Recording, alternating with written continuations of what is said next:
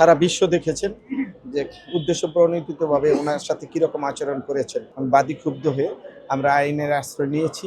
এই অনলাইন পোর্টালে একটা নিউজ করা হয়েছে যে মির্জা আব্বাস নাকি ক্যাডার দিয়ে নাকি এই ঘটনা ঘটানো হয়েছে, যা প্রকৃতপক্ষে ভিত্তিহীন, মিথ্যা। মূলত আমরা স্পেসিফিক এলিগেশন এনেছি যে আমাদের বিএনপির স্থায়ী কমিটির সম্মানিত মেম্বারকে উদ্দেশ্য প্রণোদিতভাবে জনসম্মুখে এবং পরবর্তীতে এই মিডিয়ার মাধ্যমে ওনাকে প্লাস আমাদের দলকে ছোট করার জন্য প্রি প্ল্যান স্বরূপ ইতিপূর্বে চাঁদা চেয়েছেন, পরবর্তীতে জনসম্মুখে ওই চাঁদার দাবিতে অসৌজন্যমূলক আচরণ করেছেন, যেটা আপনারাও হয়তো দেখেছেন, যে সারা বিশ্ব দেখেছেন যে উদ্দেশ্য প্রণোদিতভাবে ওনার সাথে কীরকম আচরণ করেছেন। আমরা সেটাতে ক্ষুব্ধ হয়ে, বাদী ক্ষুব্ধ হয়ে আমরা আইনের আশ্রয় নিয়েছি। আমরা আসামিদের বিরুদ্ধে 385, 500 এবং 34 ধারায় বিজ্ঞ আদালতে মামলা দাখিল করেছি। বিজ্ঞ আদালত সন্তুষ্ট হয়ে আমাদের ডকুমেন্টস এবং আমাদের বক্তব্য শুনে ডিবিকে তদন্ত দিয়েছেন, তদন্ত করে প্রতিবেদন দাখিলের জন্য। বাদীর সাথে মির্জা আব্বাসের সম্পর্ক তো অবশ্যই আছে, না থাকলে তো আমরা এই মামলার যারা সাক্ষী, আমরা প্রত্যেকেই জাতীয়তাবাদী আদর্শের সৈনিক এবং এই মামলার যিনি বাদী হয়েছেন উনিও একজন কোর্ট অফিসার, লয়ার এবং জাতীয়তাবাদী ছাত্র দলের সোনালী ফসল, এবং উনি ওনার দলের স্থায়ী কমিটির মেম্বারকে নিয়ে এরকম মন্তব্য এবং চাঁদা চাওয়ার কারণে উনি বাদী হয়েছেন। আইনগতভাবে বাদী হইতে এই ক্ষেত্রে কোনো বাধা নেই। গণমাধ্যম অবশ্যই ওইটা আমি বলবো হলুদ সাংবাদিকতা। উনি ফেয়ার সাংবাদিকতা করেন না। যদি ফেয়ার সাংবাদিকতা করতেন আপনাদের মতো, গণমাধ্যম তো অবশ্যই দিন যদি আপনাদের মতো এরকম স্বাধীন এবং সত্য প্রচার করতেন, তাহলে এই গণমাধ্যম এইরকম ওনার বিরুদ্ধে নিউজ করতেন না এবং চাঁদা চাইতেন না। উনি এই গণমাধ্যম অবশ্যই বন্ধ হওয়া উচিত, এবং আমরা সেপারেট আরেকটা দরখাস্ত দিয়েছি।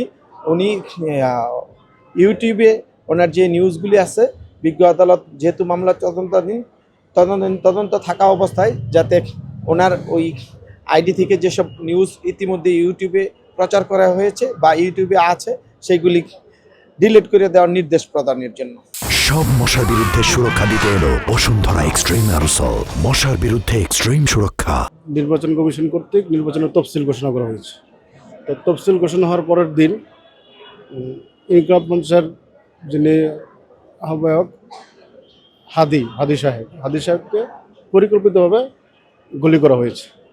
তো গুলি করার পরে বিভিন্ন ওই যে দৈনিক আজকের কণ্ঠ যেই অনলাইন পোর্টাল, এই অনলাইন পোর্টালে একটা নিউজ করা হয়েছে যে মির্জা আব্বাস নাকি ক্যাডার দিয়ে নাকি এই ঘটনা ঘটানো হয়েছে, যা প্রকৃতপক্ষে ভিত্তিহীন, মিথ্যা।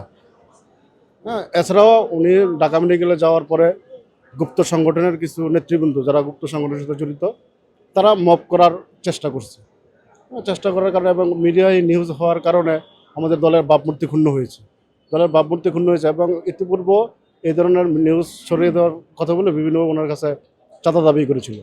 তা আমরা বিভিন্ন মাধ্যমে জানতে পারছি, সেই হিসাবে আমি সংক্ষুব্ধ হই, যার কারণেই আমি মামলাটি দায়ের করছি। গুপ্ত সংগঠন বলতে অলরেডি সবাই একটা বিশেষ রাজনৈতিক দল, হ্যাঁ, নামটা আসলে আপনারা জানেন। গুপ্ত সংগঠন আমার বলার কিছু না, আপনারা জানেন গুপ্ত সংগঠন। তারা ইতিপূর্বে ছাত্রলীগের বেশ ধরে ছাত্রলীগে ছিল, এখন আবার